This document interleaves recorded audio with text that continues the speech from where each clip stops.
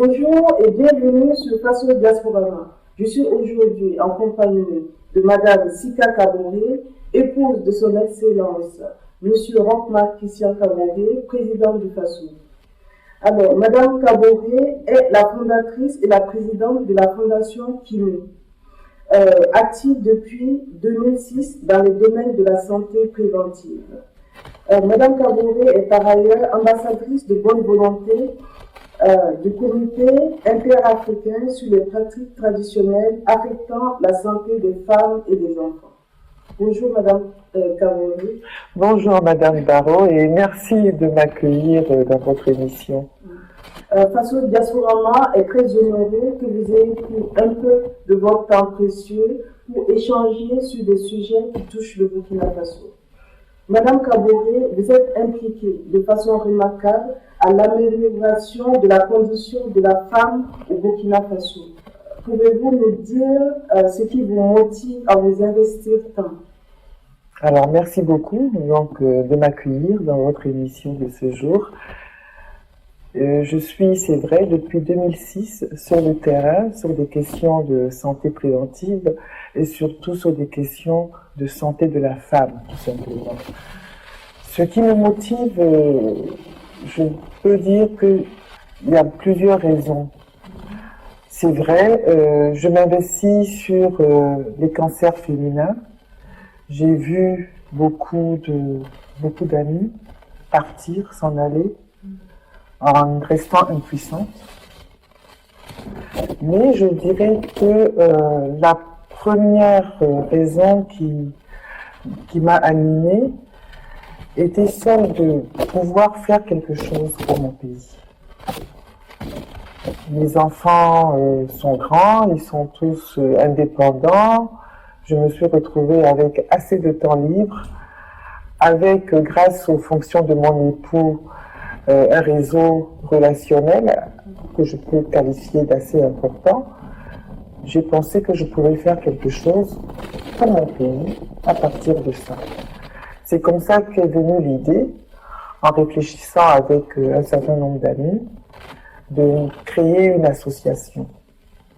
Donc, doucement, en 2005, nous avons décidé donc de créer Kimi. C'était, au départ, le nom, c'était l'Association d'aide à la santé préventive. Et par la suite, nous avons pensé que le vocable Kimi, qui signifie parapluie en langue diola, correspondait bien à l'idée de ce que nous voulions, à notre vision, l'idée de ce que nous voulions mettre en place. C'est comme ça que Kimi est né. Alors, Kimi, au départ, c'était essentiellement des questions d'ordre préventif.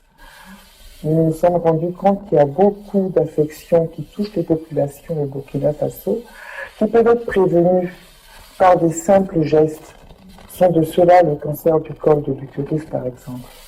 Donc, à partir de là, on s'est dit qu'on va mettre l'accent sur des questions de sensibilisation et d'information des populations sur tout un nombre de maladies.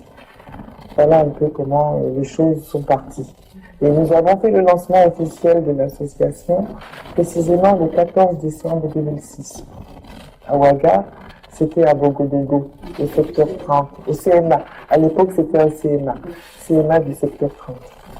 Malgré la loi portant répression des mutilations génitales et les nombreuses campagnes de sensibilisation sur la lutte contre les mutilations génitales féminines, beaucoup de travail reste à faire.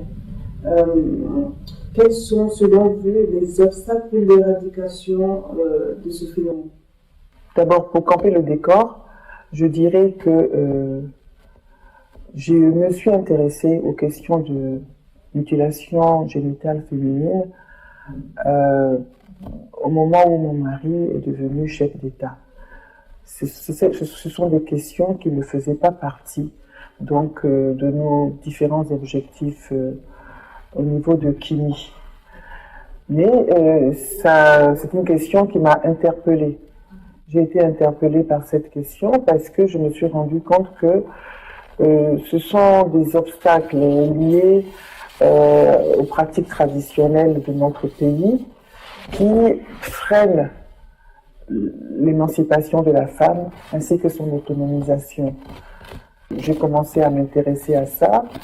J'ai été approchée par le comité interafricain sur les pratiques traditionnelles affectant la santé des femmes et des enfants, le CIAF, qui m'a sollicité pour être leur ambassadeur de bonne volonté, et j'ai accepté.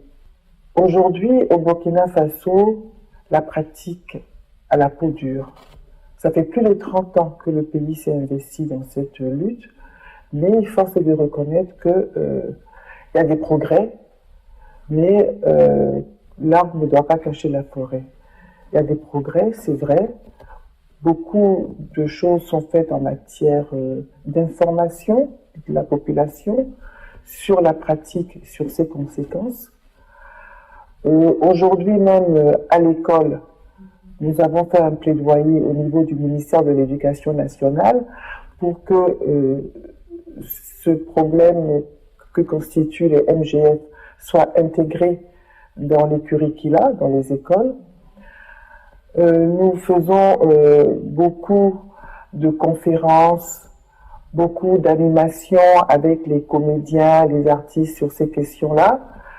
Nous faisons beaucoup de sensibilisation auprès de toutes les couches sociales de la société.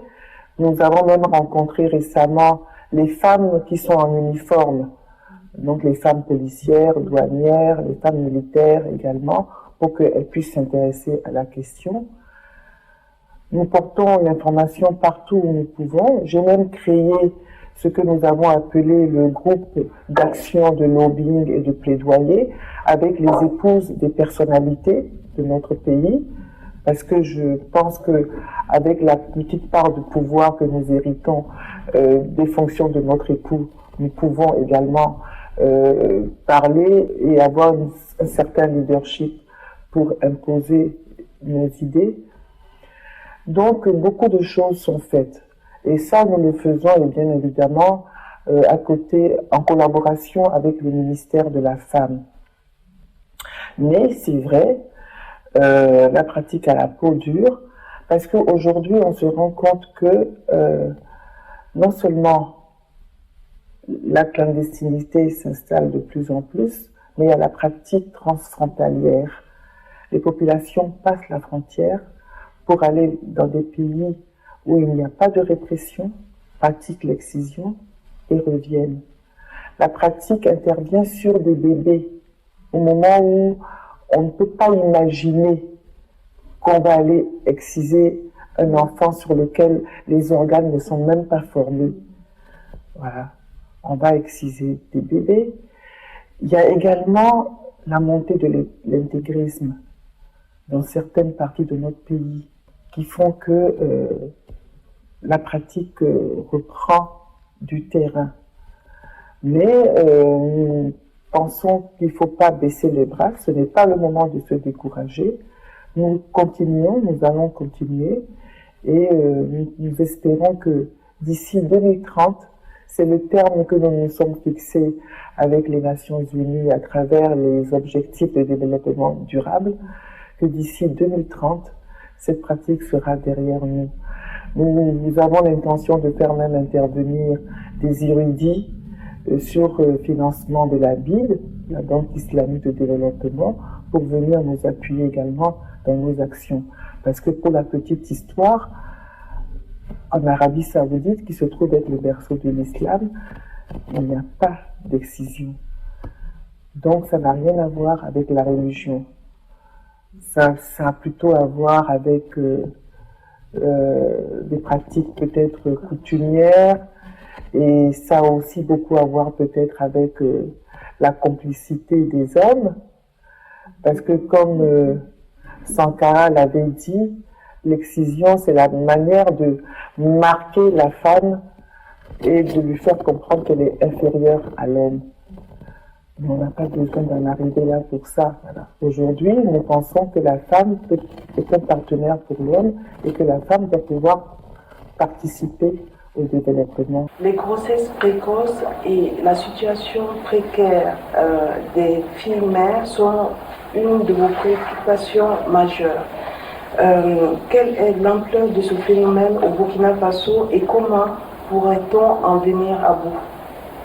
Comme tout à l'heure je vous l'ai dit, nous pensons qu'aujourd'hui nous sommes unanimes, les hommes comme moi, pour reconnaître que la femme est le partenaire idéal de l'homme pour le développement durable du Burkina Faso. Notre chef d'État, son Excellence M. Roch-Marc Christian Kaboré, dans son programme présidentiel même, a mis la femme au cœur de ses préoccupations. Et donc, c'est pour vous dire que cette question des mariages d'enfants, des grossesses précoces, est très importante, est très importante pour nous. Au Burkina Faso, d'après les statistiques, pratiquement 50% des filles sont mariées avant l'âge de 18 ans. Donc, pour toutes ces filles qui sont mariées, c'est clair qu'elles n'iront plus à l'école. Il en est de même des problèmes des grossesses précoces, parce que ce dont on se rend compte, c'est que quand les filles doivent poursuivre leurs études, c'est là que le problème se pose. Elles doivent quitter leur famille, elles doivent quitter leur lieu de résidence et aller dans la province pour continuer. Et il arrive souvent que là, elles ne sont plus encadrées par la famille. En plus, il y a le problème de l'éducation sexuelle, tout ce qui concerne les droits sur la santé sexuelle et de reproduction, que beaucoup de nos jeunes filles ignorent, que beaucoup de nos jeunes hommes également ignorent. Donc, cette matière fait partie des programmes. Malheureusement, pour quelle raison, il y a certains enseignants qui omettent volontairement de l'aborder. Nous faisons des plaidoyers auprès du ministère de l'Éducation nationale pour que ces questions-là, qui sont au programme, le soient bien et que les professeurs prennent leurs responsabilités pour pouvoir enseigner ces différentes matières. Nous essayons également, ça c'est dans le cadre du programme SWAG, nous essayons de développer dans les établissements, dans les lycées et dans les collèges, de développer des centres d'écoute pour les jeunes, avec du personnel qualifié pour s'adresser aux jeunes, pour pouvoir leur parler et combler les lacunes de l'enseignement, de façon à ce que les jeunes connaissent les différentes méthodes de contraception. Il y en a beaucoup qui ne vont pas à l'encontre de la religion, donc il y en a beaucoup qui passent par des médications, mais il faut qu'ils connaissent tous ces rouages de la santé sexuelle et de reproduction pour pouvoir être à l'abri des grossesses précoces. Il faut savoir aussi que nous faisons un plaidoyer que la jeune fille qui est enceinte précocement, que sa vie ne s'arrête pas là. Il faut qu'elle puisse continuer à aller à l'école. Et il faut que le jeune homme qui l'a mise enceinte soit également quelque part puni pour cela. Parce que c'est trop facile. Au moment où elle tombe enceinte, toute la société, elle est mise un peu au banc de la société. Elle n'a pas chopé cette grossesse toute seule. Donc il faut que l'autre partenaire aussi, quelque part, ressente la responsabilité de l'acte qu'il a posé. Voilà. Nous espérons que progressivement, avec l'éducation, en faisant comprendre aux jeunes filles qu'il faut qu'elles se préservent d'un certain nombre d'actes. Madame Kaboré, le Burkina Faso connaît une situation sécuritaire difficile à cause du terrorisme, de la radicalisation et de l'extrémisme violent. Le 8 mars dernier, vous avez déclaré à l'occasion de la célébration de la Journée internationale de la femme que la femme peut contribuer à la prévention et à la lutte contre ces fléaux. De quelle manière peut-elle le faire? Alors, il y a un proverbe bien de chez nous qui dit que ce que la barbe dit le matin a été dicté pendant la nuit par la tresse. Voilà. Et en cela, je pense que les femmes une puissance qu'on ignore et qu'elles-mêmes, elles ignorent. Nous pensons que les femmes peuvent jouer un très grand rôle à ce niveau-là. Quelle est la femme qui accepterait de voir mourir ses enfants, de voir mourir son époux? Je pense que, de par notre fibre maternelle même, nous avons la possibilité de pouvoir agir au sein de la communauté pour amener les gens à entendre raison. La femme a une certaine intuition, un certain regard sur sa famille. La femme peut observer parmi ses enfants, dans son entourage, s'il y a quelqu'un qui est en train de se radicaliser. Et que les femmes ont cette possibilité de discernement. La femme a également ce pouvoir de médiation. Et c'est d'ailleurs à ce sujet que très prochainement à Ouagadougou, en collaboration avec le HCRUN, le Haut Commissariat à la Réconciliation et à l'Unité nationale, nous organisons un colloque en novembre prochain, les 5, 6 et 7 novembre, pour essayer d'outiller les femmes, surtout les femmes leaders, à la résolution des conflits. Au cours de ce colloque, nous allons leur apprendre comment aborder ces questions dans leur communauté, comment aborder les personnages, leur environnement avec ces questions et comment proposer des formules de médiation. Et nous pensons que nous allons pouvoir faire un grand pas à partir de là. Et nous espérons que très vite, cette situation que connaît le Burkina aujourd'hui, qui ne nous facilite pas les choses, surtout pour les femmes, nous espérons que cette situation sera très vite derrière nous. Ce sont les femmes et les enfants qui payent le plus haut tribut à cette situation que connaît le Burkina Faso aujourd'hui. C'est la raison pour laquelle nous pensons que, en tant que première victime, c'est à nous de trouver en nous les ressources également pour pouvoir aider, pouvoir contribuer à faire revenir la paix dans notre pays. Et pour ça, en dehors de ce colloque-là, il y a des initiatives un peu partout qui passent par des conférences, qui passent par des attitudes, d'apprentissage, d'attitudes à adopter face à des situations de radicalisme, face à des situations d'extrémisme qui se font, des initiatives qui se créent dans le Burkina Faso, dans les quartiers, au niveau des jeunes et tout. Et nous pensons que ce sont des questions qui vont nous permettre, ce sont autant de choses qui vont nous permettre très vite de venir à bout de ce phénomène. Madame Kaboré, en juillet 2008, s'est tenu le premier forum de la diaspora burkinabé à Ouagadougou. Quelle appréciation faites-vous de la contribution de la diaspora burkinabé au développement du Burkina Faso? Et avez-vous un message spécifique à adresser à la frange féminine de la diaspora burkinabé?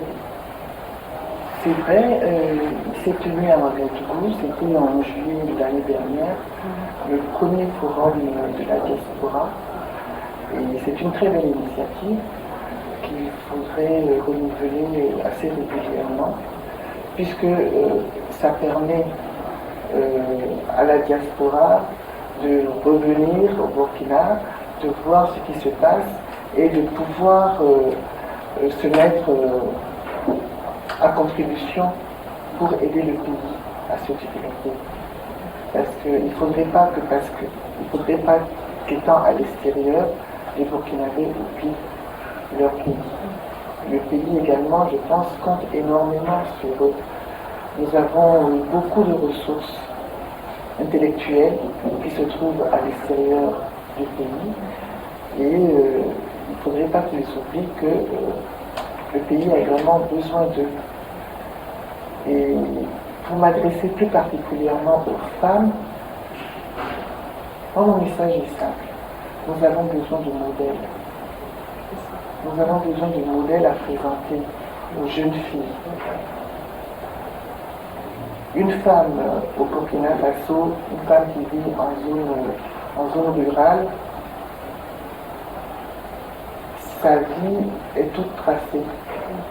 Elle va grandir, à 15 ans, peut-être qu'elle sera mariée, elle va reproduire le même cycle, elle aura des filles qui seront... Et ça s'arrête là. On a l'impression que leur vie est toute tracée et que c'est le mariage qui est la finalité pour elles.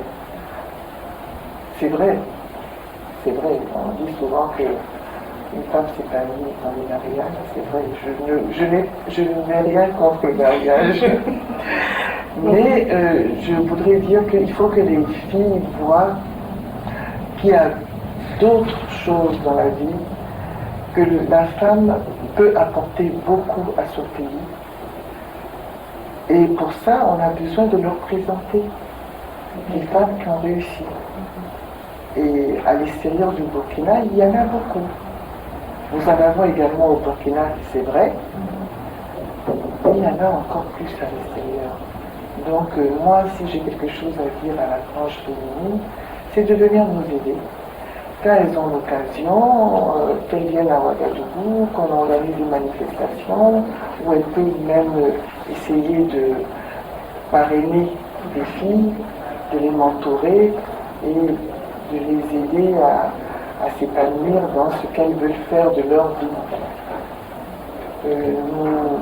Nous pouvons également, à travers votre télévision, vous pouvez également produire des émissions que l'on pourrait remettre à la télévision nationale pour que ce soit projeté et que ce soit vu partout. Parce que c'est vrai, aujourd'hui, nous avons besoin de montrer qu'il y a une vie à côté du mariage. Alors, Madame Kaboré, vous avez toujours marqué un grand intérêt pour la culture. À titre d'illustration, au FESPACO 2019, vous avez clôturé une table ronde dont le thème s'intitule 50 ans de FESPACO, 50-50 pour les femmes. Vous soutenez la promotion du FASO d'Anfani. En quoi la culture peut-elle, d'une manière générale, participer au développement d'un pays? C'est vrai, au FESPACO l'année dernière, le FESPACO fêtait ses 50 ans. Oui. Et on s'est rendu compte qu'en 50 ans de FESPACO, aucune femme n'a eu les talons d'or. Voilà. Et ce colloque, qui a été initié et financé par l'UNESCO, avait pour thème de poser la question pourquoi les femmes sont dans le cinéma, elles sont à tous les niveaux de réalisation des films, elles sont dans le court-métrage, dans le long-métrage, dans tous les métiers du cinéma où nous rencontrons des femmes, et jusqu'à présent, aucune femme n'a jamais pu obtenir les talents d'or de l'Oméga. Ce n'est pas normal. Donc il fallait se poser la question. Qu'est-ce qui nous bloque? Qu'est-ce qui nous empêche d'arriver là? Voilà. C'était cela un peu la grande thématique de ce colloque. Il en est sorti de bonnes résolutions que nous allons essayer de mettre en pratique. Et nous espérons que dans les éditions du FESPACO à venir, que des femmes vont pouvoir également grandir les talents d'or du Yéméga. Et le FASO d'Anfani, c'est vrai, je l'apprécie beaucoup. Et c'est quelque chose qui a révolutionné la vie de beaucoup de familles au Burkina Faso. C'est vrai, il y a eu l'époque Sankara où il y avait l'obligation de le porter. Et ça s'est très mal passé, parce qu'on n'a pas eu des matériaux de bonne qualité. Aujourd'hui, ça s'est installé tout seul, progressivement, et le fait de pouvoir acheter du Faso d'Anfani, le fait de demander beaucoup plus encore en termes de qualité aux femmes qui s'investissent dans le tissage, nous amène à obtenir des produits de très belle facture aujourd'hui. Le Danfani ne déteint plus. Nous avons plusieurs types de Danfani. Il y en a qui sont lourds, il y en a qui sont moins lourds, il y en a qui sont tellement légers qu'on peut même en faire du voilage dans l'ameublement. Et si je m'inscris dans la dynamique de la promotion des Faso d'Anfani, c'est parce que le Faso d'Anfani a transformé la vie de beaucoup de ménages au Burkina Faso. Les hommes tissent, les femmes tissent, et ça permet d'avoir des revenus qui permettent à la famille de pouvoir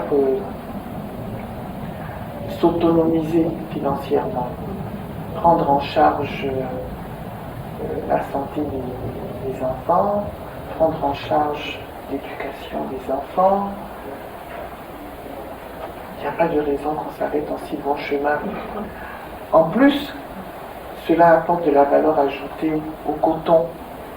Parce que pour ce que je connais des chiffres, aujourd'hui, seulement 2% du coton qui est produit au Burkina est traité au Burkina. Tout le reste est exporté sans aucune valeur ajoutée. Et avec la promotion de Faso d'Anfani, nous espérons que nous pourrons donc capter un peu plus de la production du Burkina Faso et également amener des investisseurs à s'y intéresser et à mettre en place avec le gouvernement du Burkina Faso des unités pour produire ne serait-ce que le fil qui sert à tisser ce pagne. Et j'encourage tout le monde à le porter parce que c'est agréable. Moi-même, je suis en Faso d'Anfani. Madame Kaboré, merci de nous avoir fait l'honneur d'intervenir sur Faso Diasporama. Et je profite de l'occasion pour vous souhaiter un joyeux anniversaire.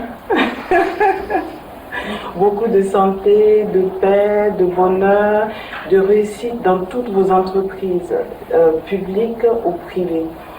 Et aussi la paix au Burkina Faso. Merci beaucoup. Merci à vous également. Merci de m'avoir accueilli sur votre plateau.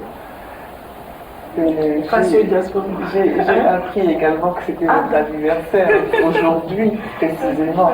Donc, à mon tour de vous souhaiter que du bonheur et longue vie à Faso Diasporama. Merci beaucoup.